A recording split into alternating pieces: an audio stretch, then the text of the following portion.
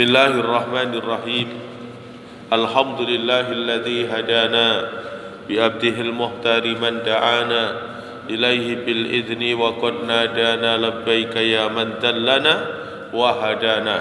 Allahumma wa salli wa sallim wa barik ala sayyidina Muhammadin adada ramlir raqiqi salatan tarsukuna biha min ahli taufiq tuballighuna bihal khudura ila baitil atiq wa ziyarati qabrihi wa qabri Abi Bakrin Siddiq wa ala alihi wa sahbihi ajmain, amma ba'du.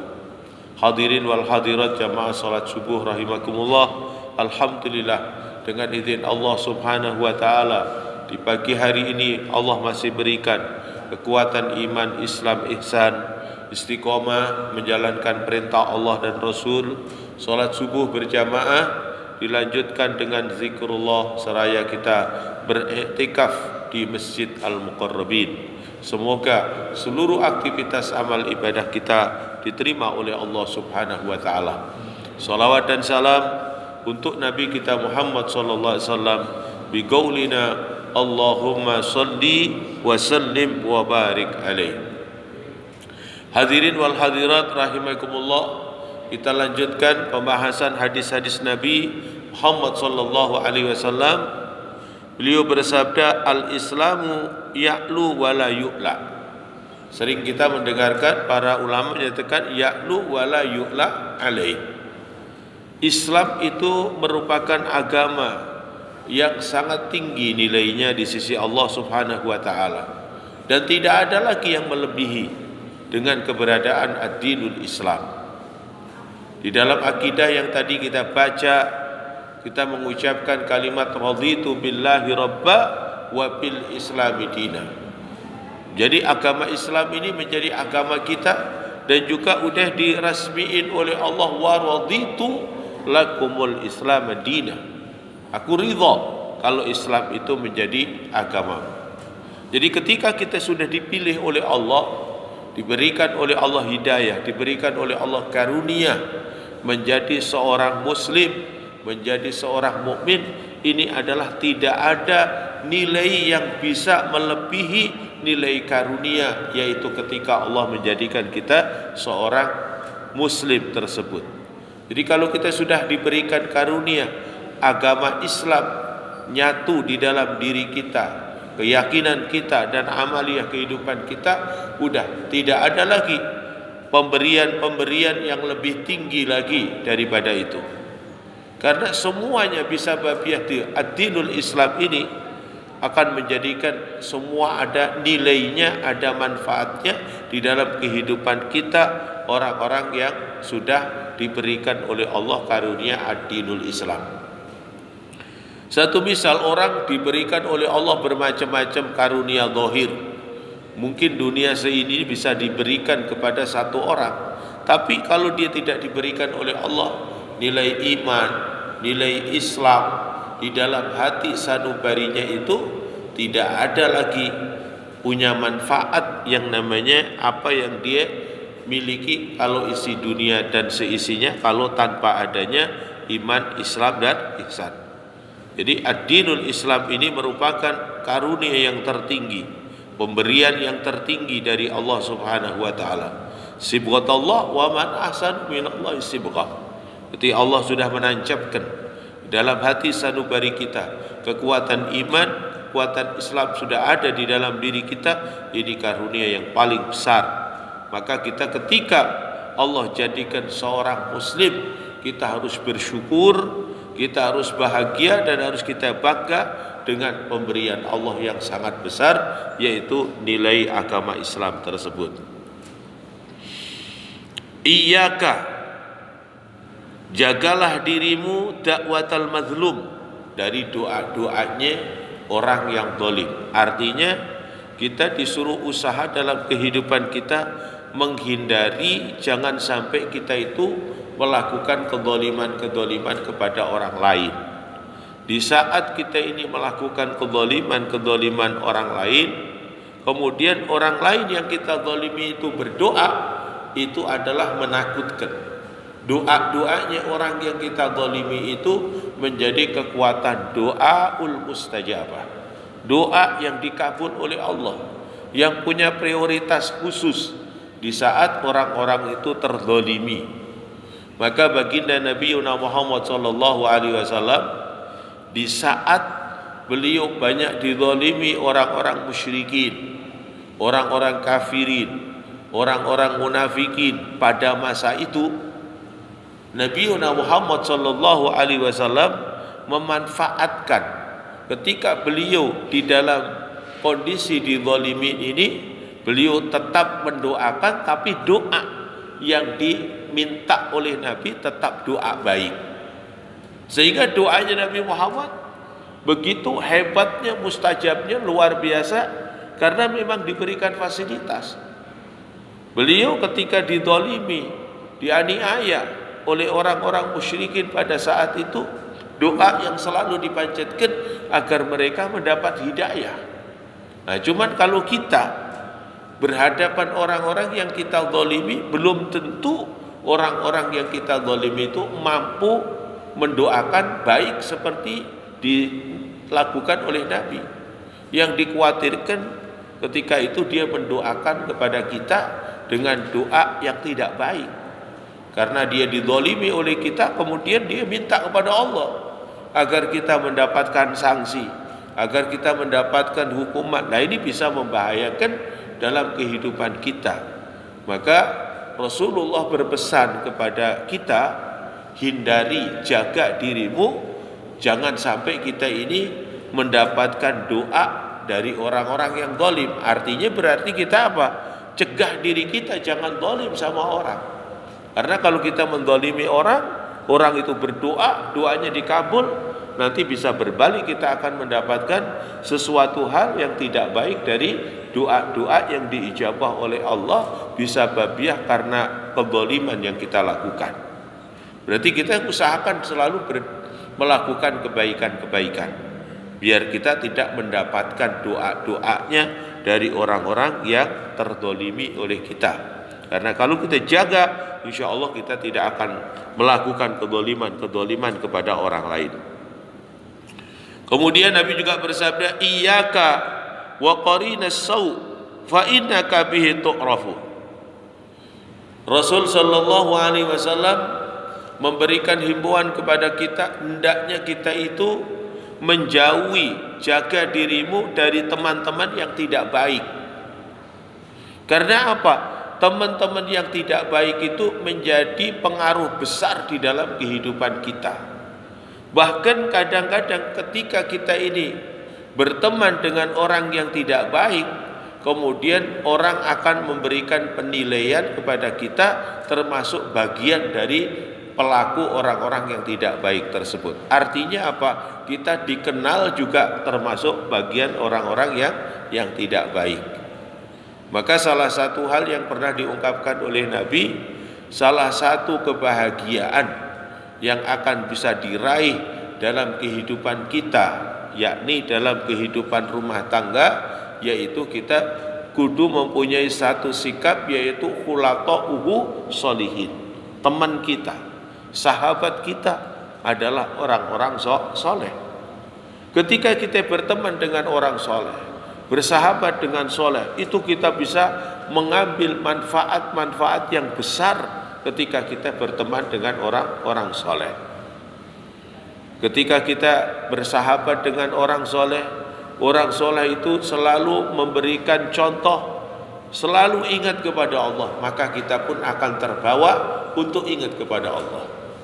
Orang soleh itu selalu memberikan contoh di saat dia masuk ke dalam masjid, memulainya dengan kaki kanan dulu, kemudian sampai di situ membaca doa, kemudian sampai di situ ikhtiram kepada masjid dengan menjalankan sunnah tahiyatul masjid. Yang kita mungkin tidak pernah melakukan seperti itu, karena saat itu bersama dengan orang soleh yang selalu menjaga amaliyah sunnah, maka kita akan terbawa. Maka Nabi Muhammad berpesan, kalau pilih teman, pilih yang baik. maka pilih teman yang baik ini akan membawa kita, menuntun kita, mengantarkan kita untuk ikut menjadi orang baik. Tapi kalau kita punya teman kepada teman-teman yang tidak baik itu, akhirnya kita akan terbawa. Banyak sekali peristiwa-peristiwa. Ada salah satu cerita seorang teman, dia pengen mendakwai kawan-kawannya, yang kawan-kawannya itu hampir setiap malam dia kumpul-kumpul, main bilyar, ada kumpul-kumpul main catur, dia kumpul-kumpul main karambol, itu setiap malam. Dan dia lakukan bukan sebentar. Nanti kalau dia misalnya jam setengah 10 atau jam 10 mulai, nanti sampai menjelang subuh. Itu terus saja tiap malam dia lakukan. Kemudian coba dia ini kepingin ngajak teman yang tidak baik ini ke jalan yang baik. Artinya untuk diperingatkan bahwa Allah itu memberikan waktu siang hendaknya digunakan untuk ikhtiar, untuk usaha mendapatkan rizki yang untuk nantinya memenuhi kebutuhan dirinya dan keluarganya. Dan Allah juga ngingetin, aku ciptakan malam untuk kamu istirahat. Ini waktu dia terbalik-balik. Di malam hari jarang istirahat dengan gitu. Kemudian ketika ngajakin tersebut, dia pertama adalah ikut nemani mereka. Ternyata ketika dia ke bawah di situ, udah kumpul di situ, ajakan yang tadi punya tujuan yang mulia untuk membawa ke jalan yang lebih baik, mengatur waktu yang lebih baik, jangan sampai dia salah menggunakannya, tapi justru dianya kebawa sama teman-teman itu, dan dia tidak bisa membawa temannya itu menuju masjid, menuju ibadah kepada Allah Subhanahu wa ta'ala. Ini apa? Kita kudu kuat, hebat, luar biasa ketika kita punya ada keberanian untuk dakwah ke situ, dan kita sebenarnya kudunya adalah mengajak kepada mereka dengan satu tujuan yang mulia, bukan menemani, ya. Jadi kita minta waktu kepada mereka, diajak ngobrol, dinasehati, dibimbing, kemudian kita meninggalkannya. Kalau kita duduk bersamanya, akhirnya kebawa nikmat zahir nafsu, akhirnya kebawa juga keburukan tersebut. Makanya Nabi Muhammad sallallahu alaihi wasallam memberikan bimbingan kepada kita sebagai umatnya agar kita ini berhati-hati, jangan kita berteman dengan orang-orang yang tidak baik. Pilih teman yang baik-baik. Iyyaka wal khiyanat. Kemudian jaga dirimu dari perbuatan-perbuatan yang ada nilai pengkhianatan, karena itu bagian dari sifat-sifat munafik yang masuk di dalam diri kita, yang Rasul pernah luapkan sampai dalam satu hadis, ayatul munafikin salasa, tanda-tanda munafik itu masuk di dalam diri kita, yaitu idza kalama kadzaba, ketika kita bicara banyak bohongnya, wa idza wa'ada ikhtalafa, ketika kita ada janji, janjinya adalah kita ingkari, ya. Wa idza tu'mina, ketika kita dipercaya kemudian apa? Khianat. Ketika kita dipercaya justru menjadi khianat.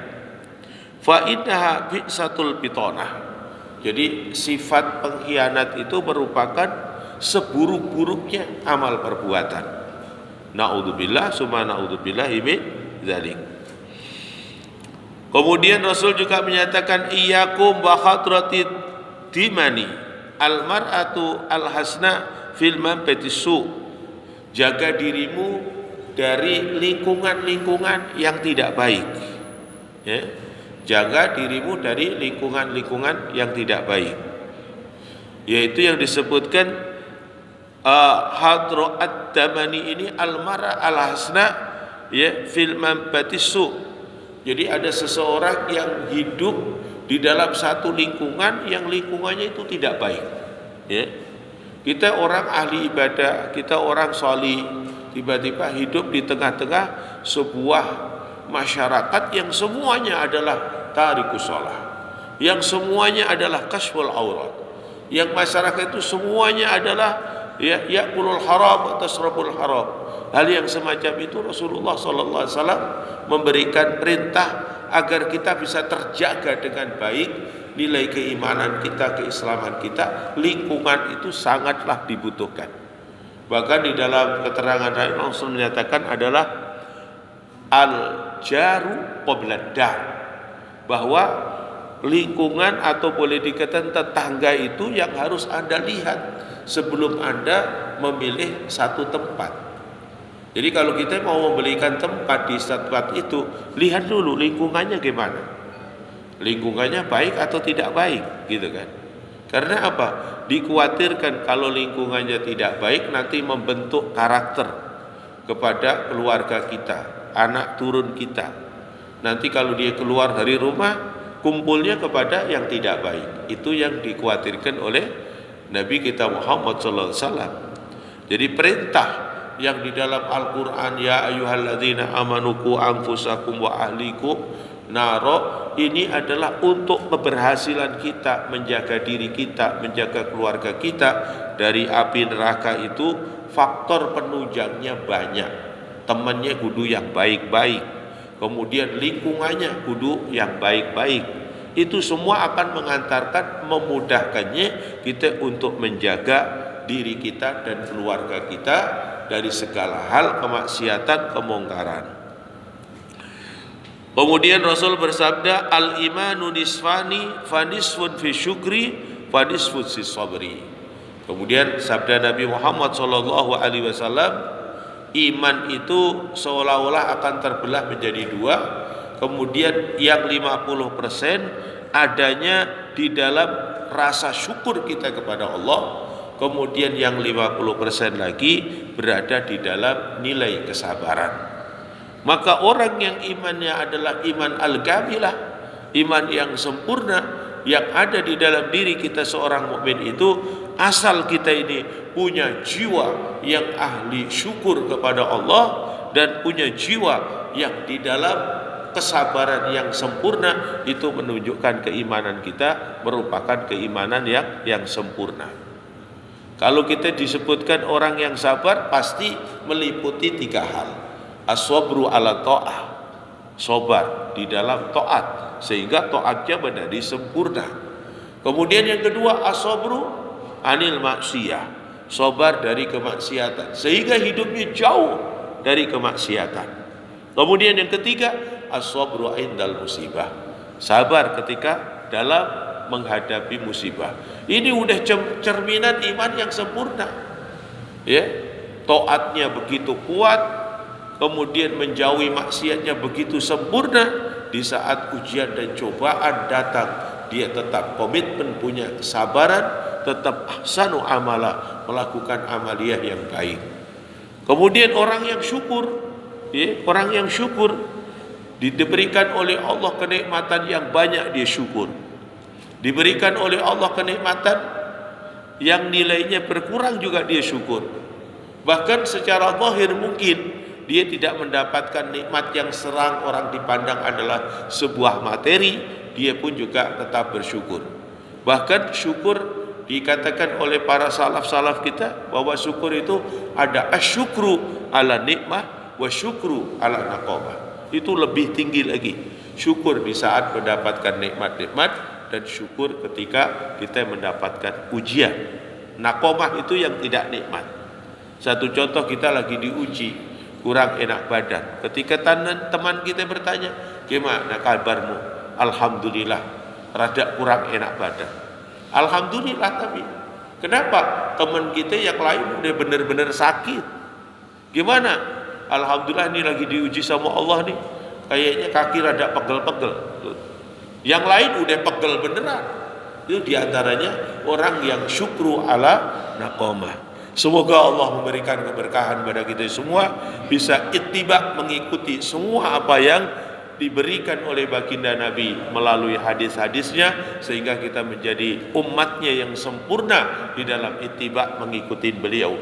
يا أرحم الراحمين فارج على المسلمين اللهم اغفر لنا والمسلمين وارحمنا والمسلمين وعافنا والمسلمين واحفظنا والمسلمين بنا إياهم شر مصائب الدنيا والدين اللهم انصر الإسلام والمسلمين في فلسطين اللهم انصر الإسلام والمسلمين في فلسطين اللهم انصر الإسلام والمسلمين في فلسطين اللهم اهلك أعداء الدين اللهم اهلك اليهود نصارى كافرة المشركين وسائر أعداء الدين اللهم لا تمكن أعداء فينا ولا منا تسلطهم علينا بذنوبنا وصلى الله على خير خلقه والحمد لله رب العالمين السلام عليكم ورحمة الله وبركاته.